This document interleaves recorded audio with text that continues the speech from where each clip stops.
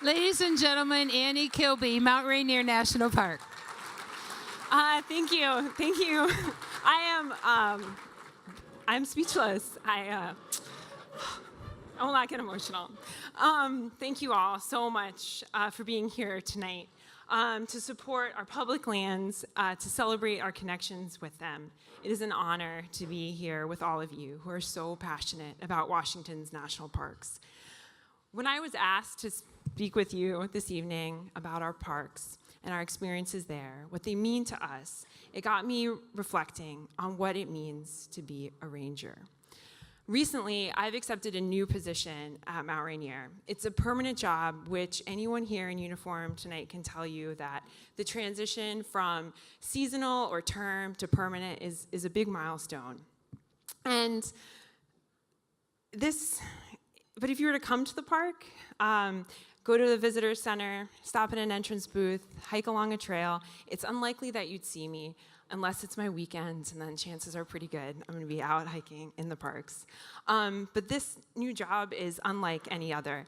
It's behind the scenes, and now I find myself working on the administrative side of Mount Rainier's programs and operations. I know. So that also might make me an unusual choice to be up here this evening.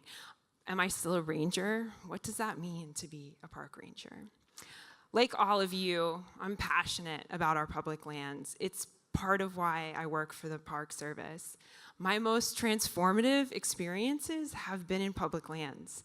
I grew up in the Washington, D.C. area, and at least a couple times a year, my mom would take my little brother and I to hike on this trail. And it was sandwiched between the Beltway. I don't know how many of you have been to D.C., but it was sandwiched between the Beltway, the Potomac River, and the C&O Canal. And it was a slice of something that felt wild. It was a place where we could scramble on rocks, where we could watch kayakers on the river. And growing up, the Billy Goat Trail was one of my favorite places. And I had no idea it was part of a National Historic Park. I didn't.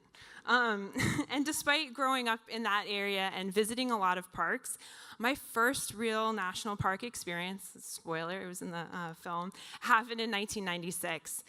Earlier that year, my mom had remarried, and for whatever reason, she thought it would be a good idea to take a portion of our newly blended family on a road trip out to Montana to see her brother and his family. I was not excited.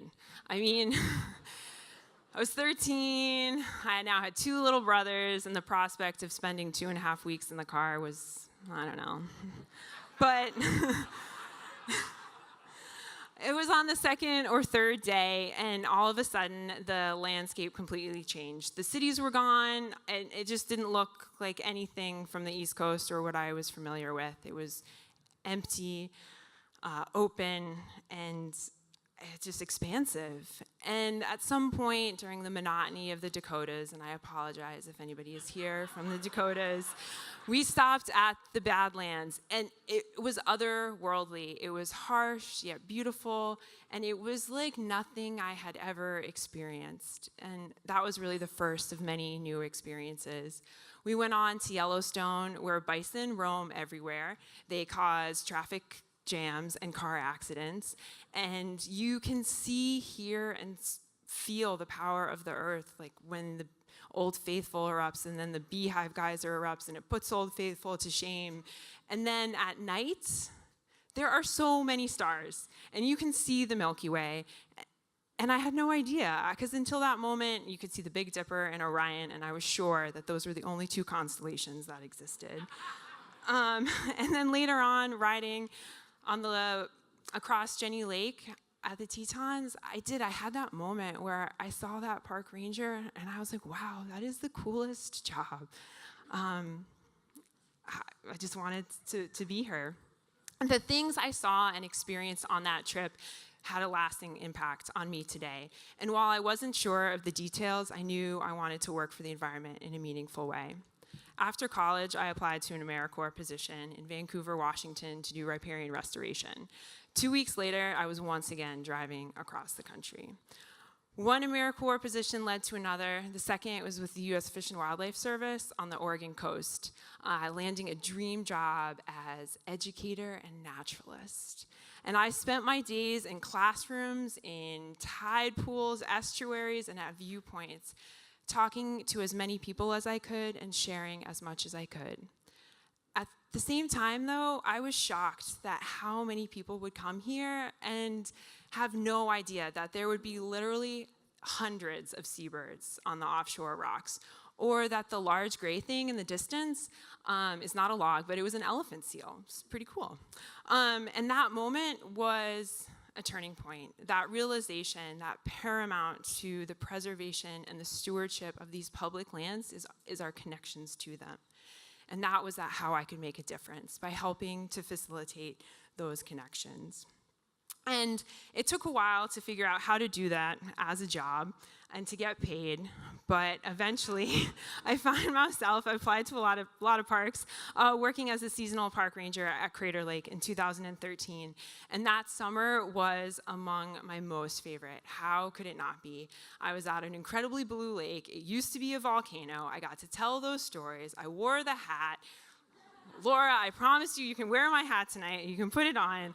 And I thought I was doing something meaningful. I think that people who were coming and they were having connections, but it was when I gave my very first junior ranger program with the azure blue of the lake behind me that I realized this is why I'm here. This is what I should be doing.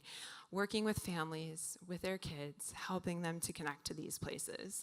And that's it. I was hooked. I would spend the next several years, every 6 months, packing up all my belongings into my car, driving back and forth across the country to work as a park ranger.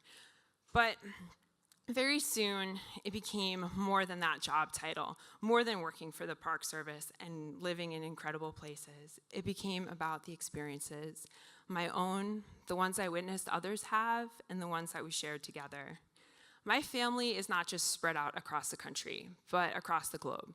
And I have a brother who lives in Nairobi, Kenya. He's 12, so I don't really spend a lot of time with him, but it's far. But the times that he has come out to visit, I've taken him to our national parks. We've camped at Cougar Rock and had marshmallows and pinecone fights. We've hiked out to Fremont Lookout to see the goats, trekked out to the Olympics to go down to Second Beach and play in the driftwood and see all the people camping there. It's the best way that I can think to get to know him, is to share the places that I love with him. It's seeing the parks through the eyes of others. Often when I'm out, I see lots of people who in any number of ways are giving back to the parks that give them so much. They're hiking to remote locations to sample amphibians, meticulously collecting data on the phenophases of herbaceous plants, helping to educate people that the animals they're seeing are not in fact beavers but marmots and play an important role. And you come out with your families and your friends to volunteer to repair some of our most well-loved trails. I know that many of you here tonight have worked with or are these volunteers, and thank you. You share your enthusiasm and you willingly tell why you give back. And it's also having those moments that catch you completely off guard. Those moments where the clouds are low and you're giving a program in the middle of summer, but it may as well be winter.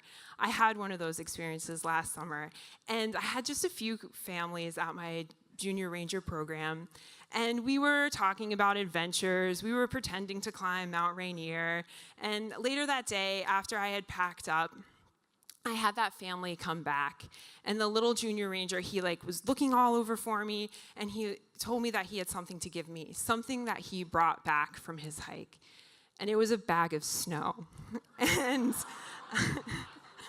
and he beamed with pride. He had hiked further than he thought he could, had the biggest hike of his young life, accomplished more than he'll go on to accomplish incredible things, and he wanted to share that. So what does it mean to be a park ranger? When I applied for my current job, I was excited, not because it's permanent, not because I can get to continue to live and work at an incredible place with amazing people, but because it was an opportunity that would help me grow. That now, at the beginning of my career, here is an opportunity to understand how parks operate. From budgets to partnerships, from hiring to housing, all of the things. I can continue, so as I continue to work for an agency I love for many more years, I'm working to keep parks relevant so that new audiences can have their own experiences and build new connections to parks and public lands. In this way, we are all rangers, whether we are junior rangers, volunteer rangers, partner rangers, protection rangers, education rangers, maintenance rangers, even spreadsheet rangers. Because no matter how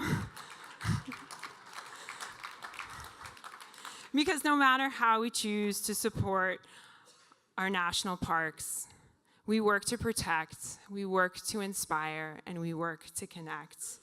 Our national parks and public lands are a vital part of who we are as a nation, past, present, and future. And by being here tonight, by supporting the diversity of programs and experiences our parks offer, we're all committed to supporting that future. Thank you guys so much. I'm just without words. So thank you to all of you.